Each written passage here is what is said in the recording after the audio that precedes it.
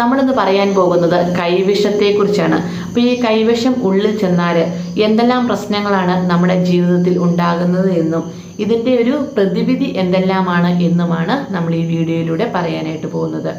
കൈവിഷം എന്ന് പറഞ്ഞാൽ മറ്റൊരാളുടെ കൈകൊണ്ട് നമ്മൾക്ക് നൽകുന്നതാണ്. അതിനാണ് ഈ കൈവിഷം എന്നൊരു പേര് തന്നെ അതുകൊണ്ടാണ്.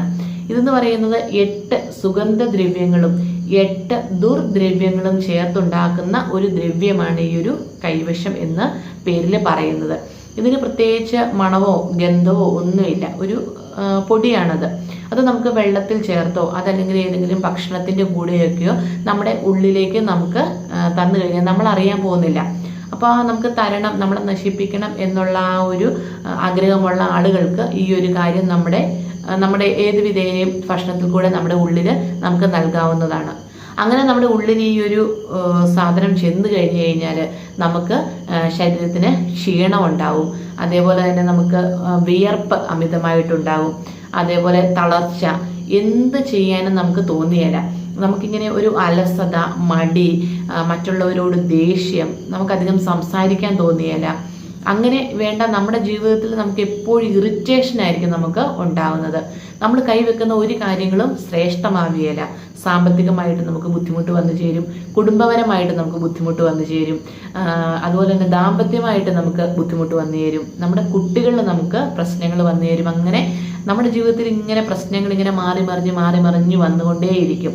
അപ്പോൾ ഇത് തന്ന വ്യക്തികൾക്ക് എന്താണോ അവരാഗ്രഹിക്കുന്നത് അത് തീർച്ചയായിട്ടും നമ്മുടെ ജീവിതത്തിൽ നടക്കും.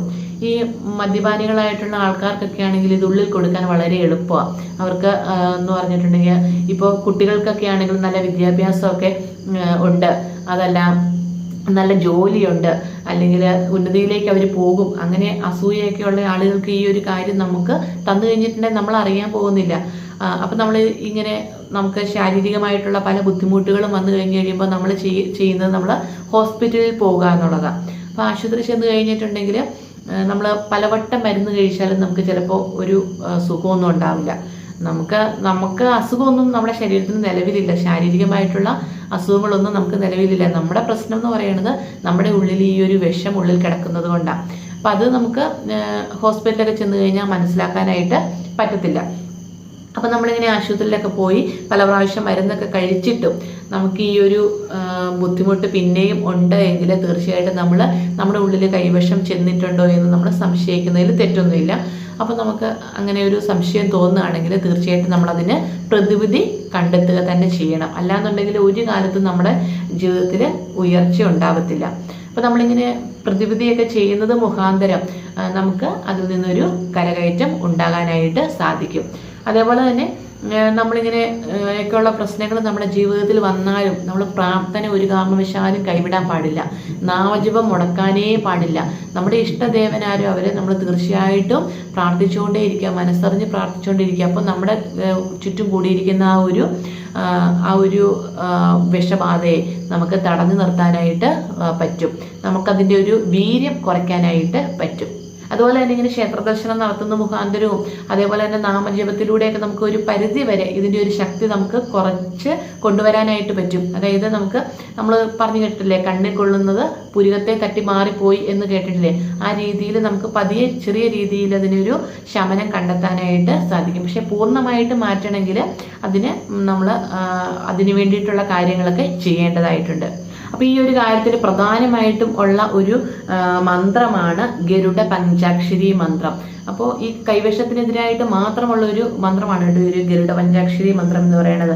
അതിങ്ങനെയാണ്: ഓം ശിവ സ്വാഹ. ഇത്രയും മാത്രമേ ഉള്ളൂ, ഓം ശിവ സ്വാഹ.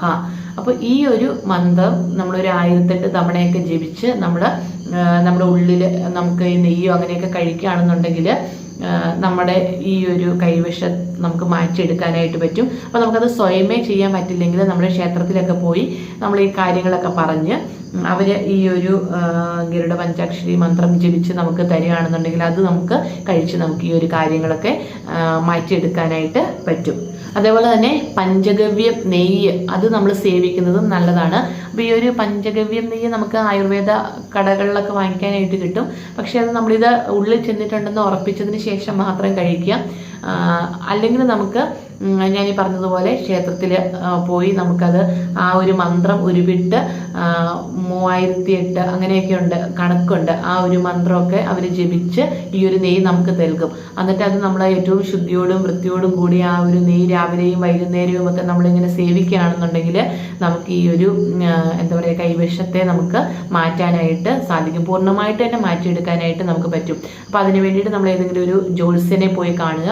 എന്നിട്ട് നമ്മൾ ഈ കാര്യങ്ങളൊക്കെ പറഞ്ഞിട്ട് നമുക്ക് ഈ ഒരു നെയ്യ് നമുക്ക് അവർ അത് ചെയ്തു തരും. അതല്ലെങ്കിൽ നമ്മുടെ ക്ഷേത്രത്തിലൊക്കെ പറഞ്ഞാലും മതി, അവിടെയും നമുക്ക് ഈ ഒരു നെയ്യ് അവർ ആ ഒരു മന്ത്രമൊക്കെ ഉച്ചരിച്ച് നമുക്കത് പൂജിച്ച് നൽകും.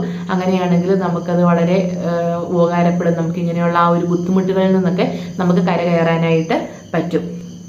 അതല്ലെങ്കിൽ നമുക്കിങ്ങനെ എന്താ പറയുക ഒത്തിരി അമിതമായി ഒത്തിരി പഴകിപ്പോയിട്ടുള്ള ഈ ഒരു കൈവശമൊക്കെ ആണെങ്കിൽ നമുക്കത് മാറ്റിയെടുക്കാനായിട്ട് നമ്മളിങ്ങനെ ഛർദ്ദിപ്പിക്കുന്ന സ്ഥലമൊക്കെ ഉണ്ട്. അവിടെ പോയി നമ്മൾ അതിങ്ങനെ ഛർദ്ദിച്ച് കളയുകയാണെങ്കിൽ നമ്മുടെ ശരീരത്തിൽ നിന്ന് പൂർണ്ണമായിട്ട് മാറും എന്നാണ് പറയുന്നത് കേട്ടോ. അപ്പോൾ അതിന് വേണ്ടിയിട്ട് നമുക്കിങ്ങനെ തിരുവഴ അങ്ങനെ തിരുവഴയിലേക്ക് പോയി നമ്മൾ അത് ചെയ്യുകയാണെന്നുണ്ടെങ്കിൽ തീർച്ചയായിട്ടും നമുക്കത് എന്താ പറയുക പൂർണ്ണമായിട്ട് നമ്മുടെ ശരീരത്തിൽ നിന്ന് മാറ്റാനായിട്ട് പറ്റും. അപ്പോൾ ഈ കൈവശം എന്ന് പറയുന്നത് ഒരു ചെറിയൊരു സംഭവമല്ല, നമ്മുടെ ജീവിതത്തെ പല രീതിയിൽ പിടിച്ച് ഉലയ്ക്കാൻ കഴിവുള്ള ഒരു കാര്യം തന്നെയാണ്. അപ്പം അത് ചെയ്യുന്നത് ആരാണോ അവർക്കത് നന്മയിലേക്കൊന്നും അവരെയും കൊണ്ടുപോകത്തില്ല. എത്ര ദുഷ്ടത ചെയ്താലും അത് കുറച്ച് നാൾ കഴിഞ്ഞ് കഴിയുമ്പോഴത്തേക്കും അത് അവരിലേക്ക് തന്നെ തിരിച്ചു ചെല്ലും. അതൊരു കാര്യം വാസ്തവമാണ്. ആ ചെയ്യുന്ന ആൾക്കും തീർച്ചയായിട്ടും നാശം ഉണ്ടാവും. ആരത് ചെയ്താലും അവർക്കത് പുണ്യമായിട്ടൊന്നും ഭവിക്കില്ല. പക്ഷെ നമ്മുടെ ഒരു കഷ്ടകാല സമയത്ത് നമുക്കിതെല്ലാം നമ്മളും അത് അനുഭവിക്കേണ്ടതായിട്ട് വരും. ഒന്നും അറിയാതെ ആയിരിക്കും നമ്മൾ ചിലപ്പോൾ ഈ ഒരു കാര്യങ്ങളൊക്കെ ഇതിങ്ങനെ അനുഭവിച്ചുകൊണ്ടേ ഇരിക്കുന്നത്. നമ്മളതിൻ്റെ ഒരു പ്രതിവിധി തീർച്ചയായിട്ടും കാണുക തന്നെ വേണം. അതേപോലെ തന്നെ ഇപ്പോൾ മദ്യപാനികളായിട്ടുള്ള ആളുകളൊക്കെ ആണെങ്കിൽ ഇങ്ങനെ നശിക്കുന്ന ഒരു അവസ്ഥയൊക്കെ നമ്മൾ കാണാറുണ്ട്. ചിലപ്പോൾ അവരുടെ ഉള്ളിലേക്ക് ഇങ്ങനെ ചെന്നിട്ടുണ്ടാവും. അതുകൊണ്ടായിരിക്കും അവർക്ക് ആ ഒരു മദ്യപാനത്തോടൊക്കെ കൂടുതൽ ആസക്തി ഉണ്ടാവുന്നത്. അവർക്കൊക്കെ നമുക്ക് ഡയറക്റ്റ് ആയിട്ട് ഇതൊന്നും പറഞ്ഞ് മനസ്സിലാക്കാനോ അല്ലെങ്കിൽ ചെയ്യാനോ ഒന്നും പറ്റത്തില്ല. അപ്പോൾ നമ്മൾ ഈ ഒരു നെയ്യൊക്കെ വാങ്ങിച്ചിട്ട് നമുക്ക് ക്ഷേത്രങ്ങളിലൊക്കെ കൊണ്ടുപോയി അത് ആ മന്ത്രമൊക്കെ ഉച്ചരിച്ച് അത് നമ്മുടെ കയ്യിൽ വാങ്ങിച്ചതിന് ശേഷം നമുക്കത് അവരറിയാതെ അവരുടെ ഉള്ളിൽ നമുക്ക് കൊടുക്കാനായിട്ട് പറ്റും. വല്ല ചായക്കകത്തോ ഭക്ഷണത്തിനകത്തോ ഒക്കെ അവർക്ക് കൊടുത്ത് അങ്ങനെ അവരുടെ ആ ഒരു ആസക്തിയൊക്കെ നമുക്ക് മാറ്റിയെടുക്കാനായിട്ട് പറ്റും. അതൊക്കെ നമ്മൾ ചെയ്യണമെന്നുണ്ടെങ്കിൽ തീർച്ചയായിട്ടും നമ്മളൊരു എന്താ പറയുക ഒരു ജ്യോത്സ്യൻ്റെ അടുത്തോ അല്ലെങ്കിൽ ഒരു ക്ഷേത്രത്തിലോ പോയി നമുക്ക് അവരോടുള്ള ഒരു അഭിപ്രായം എല്ലാം ചോദിച്ച് ഇതിന് ശേഷം നമ്മൾ ചെയ്യാട്ടോ. നമ്മുടെ സ്വയമേ ഇഷ്ടത്തിന് നമ്മൾ മറ്റൊരാൾക്ക് കൊടുക്കുമ്പോൾ അങ്ങനെ ചെയ്യാനായിട്ട് പാടില്ല. അപ്പോൾ എന്ത് തന്നെയാണെങ്കിലും നമ്മളിങ്ങനെ എന്തെങ്കിലും തോന്നുകയാണെങ്കിൽ തീർച്ചയായിട്ടും നമ്മൾ ആശുപത്രിയിലാണ് പോകേണ്ടത്. ആശുപത്രിയിൽ പോയിട്ടൊന്നും കുറഞ്ഞിട്ടില്ല എന്നുണ്ടെങ്കിൽ നിങ്ങൾക്ക് ഇങ്ങനെയുള്ള ഒരു സംശയം തോന്നുകയാണെങ്കിൽ അത് എവിടെയെങ്കിലും പോയി നോക്കി അത് ഉറപ്പ് വരുത്തുക. നമുക്ക് നമ്മുടെ ജാതകവും നാളും ഒക്കെ പറഞ്ഞ് നമുക്ക് എവിടെ ജ്യോത്സ്യൻ്റെ ഒക്കെ എടുത്ത് ചെല്ലുകയാണെങ്കിൽ തീർച്ചയായിട്ടും നമ്മുടെ ആ ഒരു രാശി വെച്ച് അവർക്ക് നോക്കുമ്പോൾ നമുക്ക് എന്തെങ്കിലും തട്ടുകേട് പറ്റിയിട്ടുണ്ടോ എന്ന് അവർക്ക് പെട്ടെന്ന് മനസ്സിലാക്കാനായിട്ട് പറ്റും. അങ്ങനെ പറ്റിയിട്ടുണ്ടെങ്കിൽ നിങ്ങൾ തീർച്ചയായിട്ടും അത് ഉടനെ തന്നെ അത് മാറ്റിയെടുക്കാനുള്ള കാര്യങ്ങൾ ചെയ്യണം. എന്നാൽ മാത്രമാണ് നമുക്ക് ജീവിത വിജയം ഉണ്ടാകത്തുള്ളൂ. അപ്പോൾ നിങ്ങൾക്ക് ഇന്നത്തെ വീഡിയോ പ്രയോജനമായിട്ടുണ്ടെന്ന് വിചാരിക്കുകയാണ്. അപ്പോൾ എല്ലാവരെയും ഈശ്വരൻ അനുഗ്രഹിക്കട്ടെ എന്ന് പ്രാർത്ഥിച്ചുകൊണ്ട് ഏറ്റവും അടുത്തൊരു വീഡിയോയുമായിട്ട് നമുക്ക് വീണ്ടും കാണാം. നന്ദി, നമസ്കാരം.